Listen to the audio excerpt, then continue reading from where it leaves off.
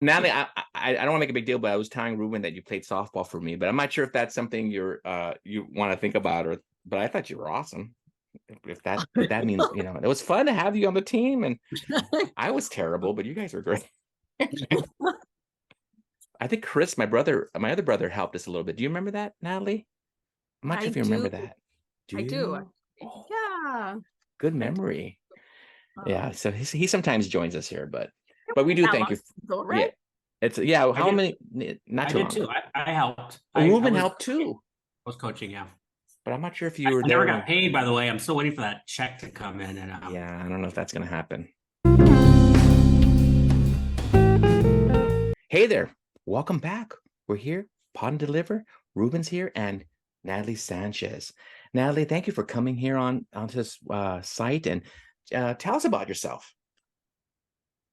Oh my goodness, where do I begin? Well, tell us about what you do for sure.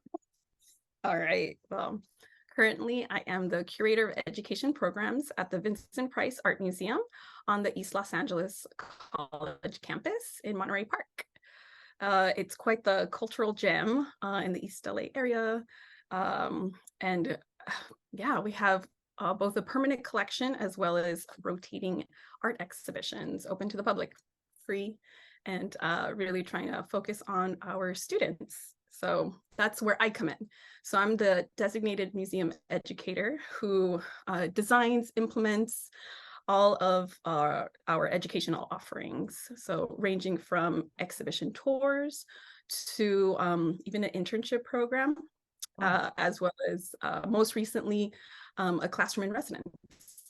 You know what? Before I forget, I did meet some of your students on the night I went a few nights ago, and they are people who are interested in your field too. Is that right? Because they seem like they were knowledgeable. Yeah.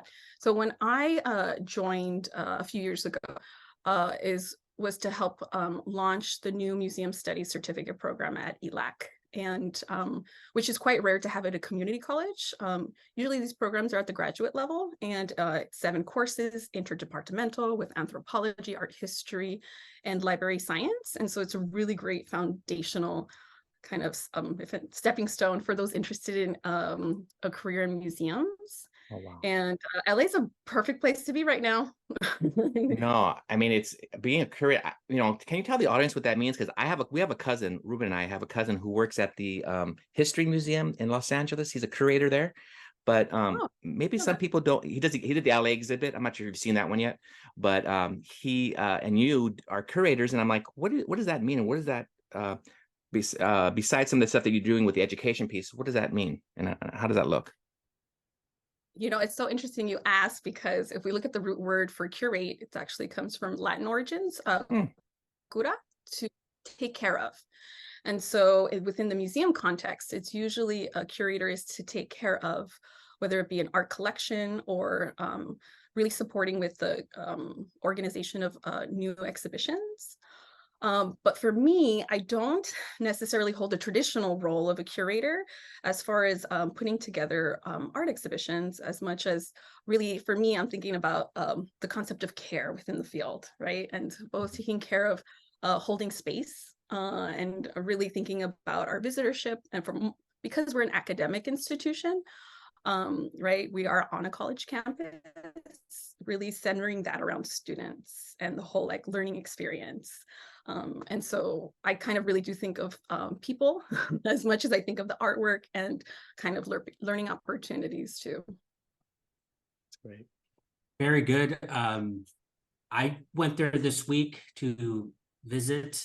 Been on the ELAC campus a few times, and I've seen that museum. But how long has it been there? The So museum? the museum, as you know of it today, has been around for a little over 10 years as a 3-story building uh, um, with 40,000 square feet, 6 galleries, including a learning lab. And in the basement level, which is hidden to most visitors, is actually a state-of-the-art storage facility that houses over 9,000 art objects that are part of the collection. And so only a fraction are on view currently in our permanent collection exhibition of Mesoamerican ceramics. which you might have seen. Oh yeah, they're Um, amazing. and it is growing. But yes, before that, if you can imagine, ELAC campus pre-2010, the campus looked very different. And the museum as we know it was actually a gallery. It was a single gallery in the center of campus. And it was bestowed with the title of the Vincent and Mary Grant Price Gallery, that did have rotating exhibitions as well as a student art show every year. But now it's definitely grown in size since. What's the connection with Vincent Price and the museum? I mean, because his name is on there, and I loved him as an actor. But what's the connection? So Vincent Price, many years ago, visited the campus as part of the commencement, and spoke to the students and got to meet them too.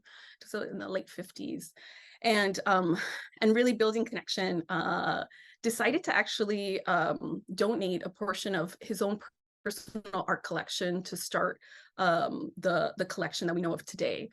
So he donated 90 artworks from all over the world because he was a very well read and traveled art appreciator, art historian, as well as an art collector. And so that's where our namesake comes from. So it is currently the Vincent Price Art Museum, but again, before it did, it was a little different.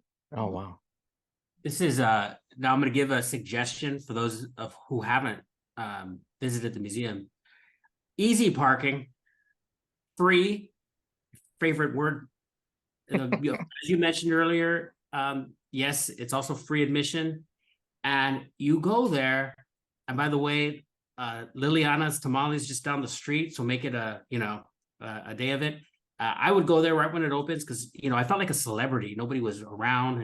I was walking around, and that third level. Now you have the Teddy Sandoval gallery or exhibit is going on right now, and then the grandma, very unusual, the grandma, and then yes, that third level, I believe, the Vincent Price, it takes you back in time, and I would really take my time with it, piece by piece, and read there, because I felt like it's there's on my building here where I live, there's like a I don't know what you call them, the time capsules, where it's like people are speaking to us from the past. Here at this moment, this building was the Tuesday Club, and I realize as I'm reading these inscriptions and these drawings, they're speaking to us. They're telling us this ancient civilization from Mexico, Latin America, that hey, this is what we did, this is who we are, and it's really fascinating if you just take your time through it. Any comments on that, Nathalie, about what I'm saying? I wish I took notes, but they were saying no flash, no. I had to go by memory, so I didn't write down the tribes and things, but. Yeah, thank you for abiding by the music lines. And yeah, again, it's quite the variety of art pieces that you're talking to within our longstanding permanent collection exhibition, Form and Function in the Ancient Americas. And what's really most fascinating is you see works from different time periods within different communities, all throughout what is in modern day Mexico, even Honduras. You have some pieces from Peru, and that show is really highlighting the different ways in which the different techniques that were used, and also to kind of highlight what I mean still remains, quite literally, right? Because it's ceramic, some of it is also volcanic rock, using the natural elements, but still nonetheless, like you were alluding to, being able to kind of still depict a story, whether it be literally on the surface of the vessels, you'll see the storytelling, right, through pictures, or it's kind of other significance. It was sometimes part of whether it be everyday life or ritual, right, like ceremony. And so, and again, this is something that's always fascinating for many, is when we're talking about art, there is a bit of a difference between art with the capital A and art, you know, as we know it today, and kind of our own understandings or definition of it, because some works were quite literally made for utilitarian purposes, right? Whether it be to store liquid, right, or a bowl to, like, you know, serve on. Right. But again, some of these also have such like cultural and historical significance. Some of them are well over 1,000 years old that, like, in and of itself. Oh, I think there are a couple that 2,000 years old. I thought it was pretty amazing. Yeah. And so, and there's still things that we don't know, right? I mean, I'm talking to a history teacher. Like, there are clearly things that, like, some have studied and can only kind of presume at this point, and there's clearly things that are unknown still, right? As far as what's kind of other stories that might kind of. It's funny you sharing that, Natalie. When I was leaving that, because I love the pieces of Teddy and the grandma. I want to talk about that in a minute, but when I was looking at those pieces on the third floor, that go back, you know, 1,000, 1,500 years back, even longer, and I was thinking, I love to know the story of how they found it, but also how it was used. But you're correct. I mean, and of course you are. I mean, you know it better than I do. But how they were not only art pieces, but they used it for pouring, you know, liquids and so forth. And I go, man, I wish I could go back in time and see that, or know the story of you know, how it was found, and you know, there must be so much joy to be an archaeologist, right? To be able to find pieces like this. And I know a lot of it was Vincent Price's own private pieces, right, that he had in his home. And so it's so wonderful that you guys are able to exhibit that. And as a history person, yeah, I thought it was great. Can I just speak to the grandma for a moment? I got to meet the artist Ruben when I went on Thursday, and I just finished in my class in psychology talking about ageism and talking about that part of our life when we get towards the end of our life, and sometimes we just don't respect our elders. And I talked about the Latino community and how many times we're very fortunate we get to have grandma and grandpa live with us, but not all cultures do that. And all of a sudden, I go to this museum and I see this woman who put this together. I just felt, wow. And how long did it take to put that? Because there's pieces where you go to like a restroom stall, and you look, and there's like a video playing of a grandma talking to her granddaughter, and just an everyday conversation, and you see the love between the two of them. And I go, this is so sweet. This is so, like, I could sit here forever just listening to these two, because they're. And how long does that take to put together, Natalie? Well, before I answer that question, maybe I'll give a little more context, because Oh yeah, please. This is one of our newer rotating exhibitions. It's a LA-based artist, Yoshi Sakai, who is most popular for their video works. And so was granted the opportunity to create an in-gallery installation that does embed some of their video artwork, as well as this immersive experience that she calls a Grandma Entertainment Franchise. And it's 3 parts. The first environment is a grandma nightclub, a grandma spa, and an amusement park, all within one gallery. And so you're welcome to enter, sit down, and listen to these stories, right? Some of them are interviews from you know, elders within the community.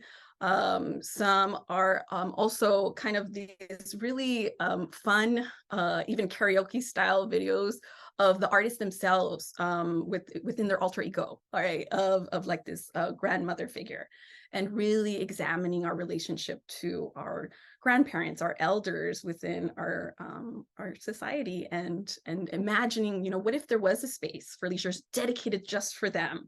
And so that's the one you're talking or speaking to.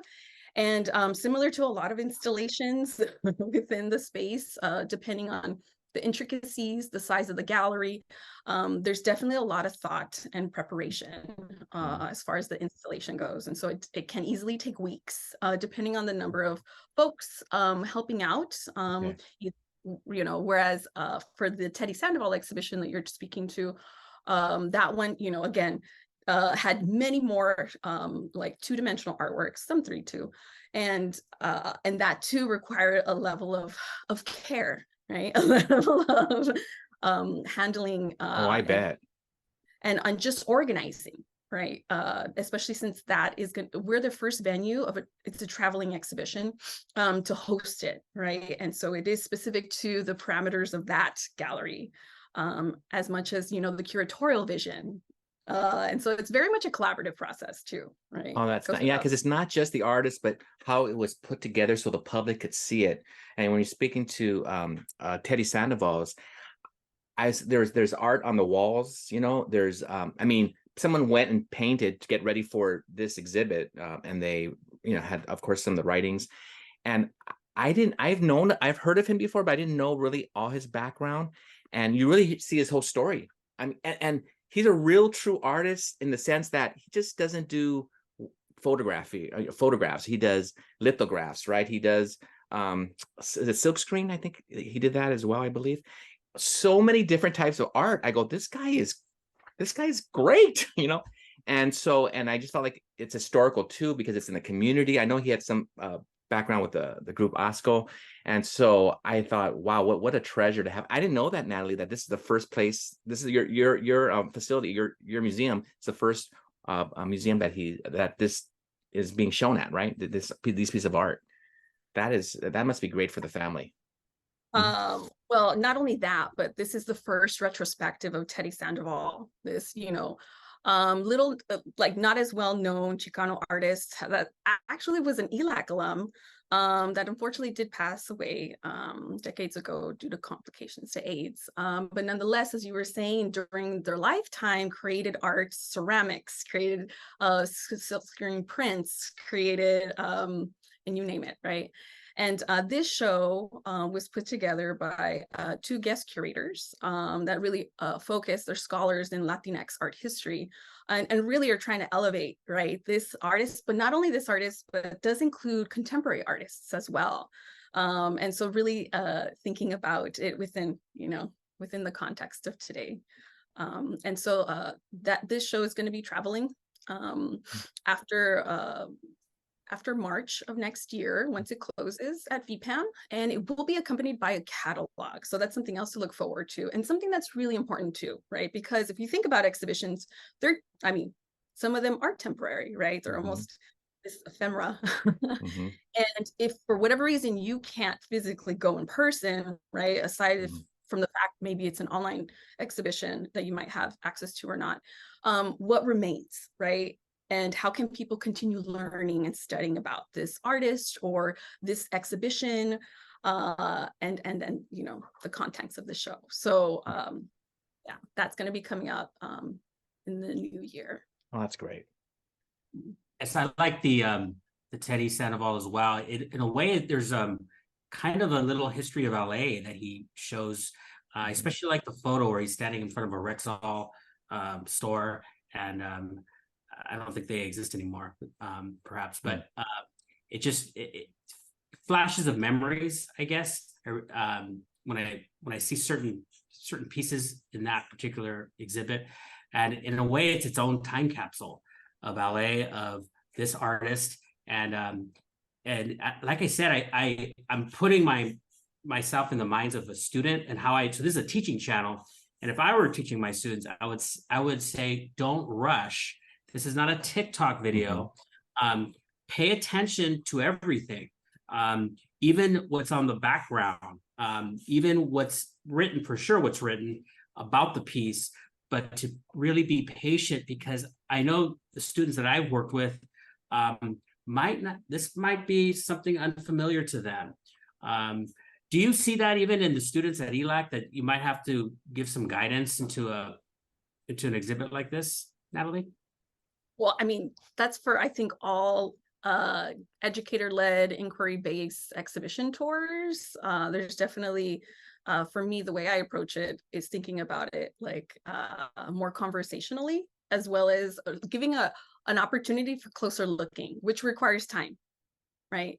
And requires just moments of just like looking at something and observing it, maybe speaking to it, and hearing other people's perspectives, right? Because clearly there can be a lot of lived experiences that maybe it kind of touches upon for somebody, like looking at an artwork, and for the next person over, it's like, oh no, actually I see something very different, right? All these varied interpretations. As far as the historical kind of context you're speaking to, I think that too, right? It becomes just like just a little window into like what once was, especially as far as like the more like hyper specific, the geographic location that we're in, which does, I think, speak to VPAM, because this isn't the only exhibition that's really highlighting an East LA artist, right, or a Chicano artist, or an up and coming emerging artist, and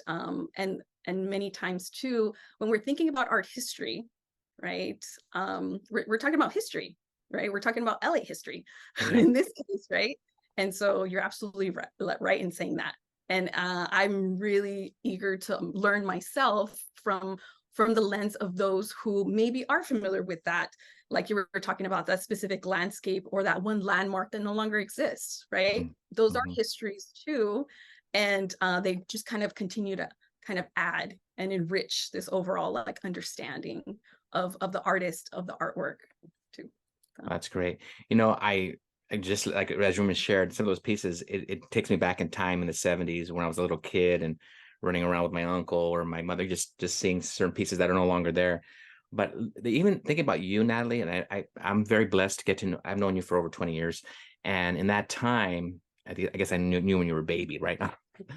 But that being said, teenager to be exact. Teenager. I was gonna say, like, so to not give your age away, like, oh, I knew when she was 2. That's what 20. She's at 22. But you know, but time does fly. But I look at you and I'm so proud of you, because I knew you as an athlete. I knew you as a really good student. But how did you get here? I mean, I remember you interested in art. But does this satisfy your artistic side of you? Because I know that you're very knowledgeable, obviously. How did you get here to this point in your life? And can you speak to that? Yeah, you know, if anything, I was going to ask you that question, as far as like, you know, like the relationship we've had prior within the education context, right? Like you were my teacher, and you saw me a younger version of myself, and I too, thinking about that younger version, was very much interested in the visual arts, as well as somehow just learning. I just was so eager to learn more, and maybe a little ambitious in like taking on these different roles and leadership positions, joining sports and doing whatever I can just to kind of like further add to my learning journey and experience. And I will say that when I did take my first art history class, which was in high school, with Ms. Parker, that really opened up kind of like this whole new world for me, right? Because I really, oh my gosh, it reminded me just for a moment too that there's still so much more to learn.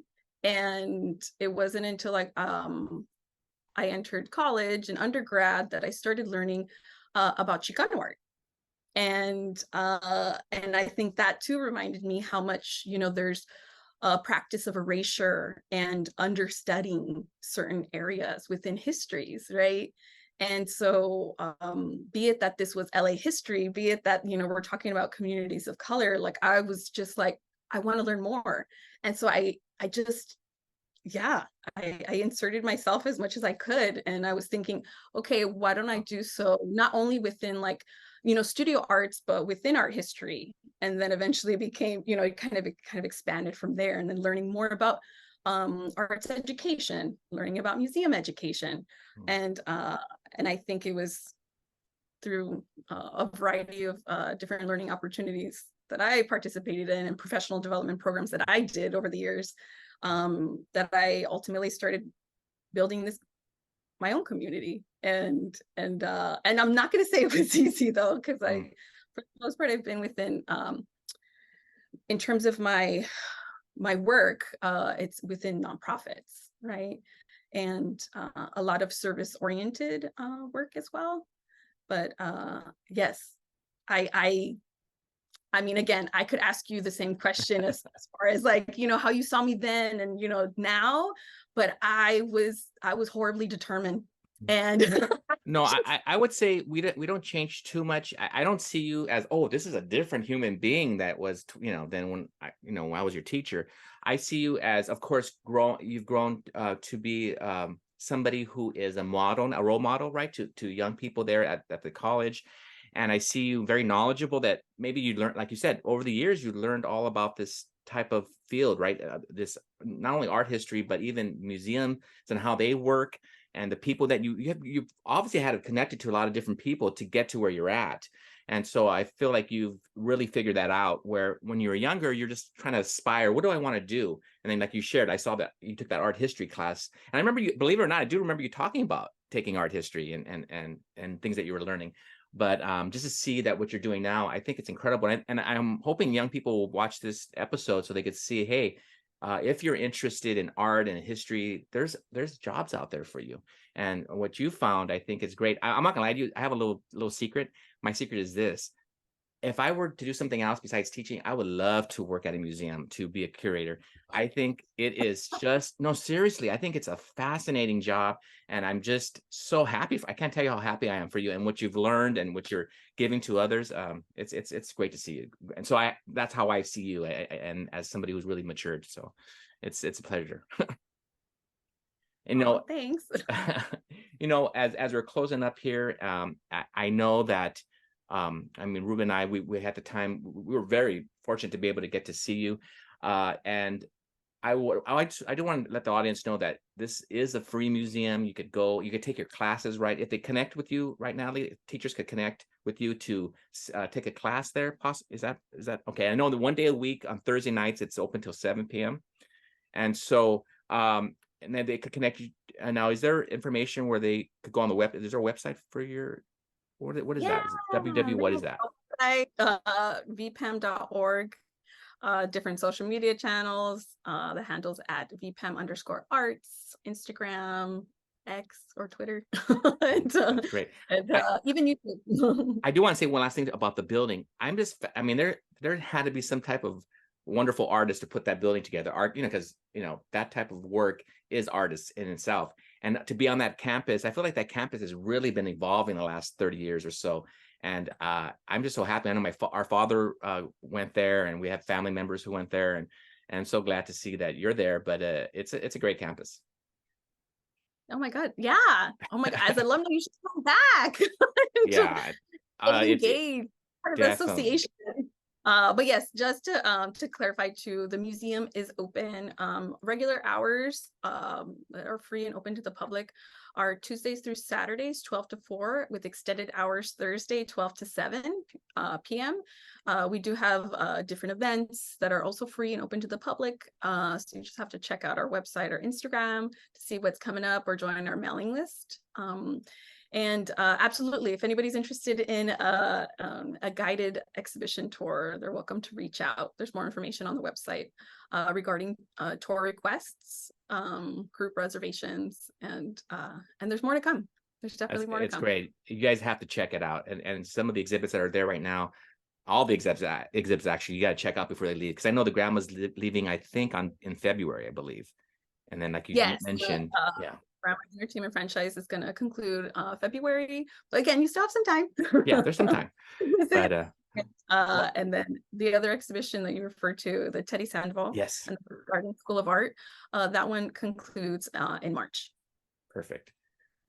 You're just doing a great job, Nathalie, and I thank you for just teaching us. Mm-hmm. That's my favorite part of doing this podcast, is when we learn, and that it's just right there. And I agree, Jake, that I remember when it was being built, and it just beautified right there in Atlanta. It just beautified that part of the city. And so you guys have done great things at ELAC, and so have you. So thank you very much.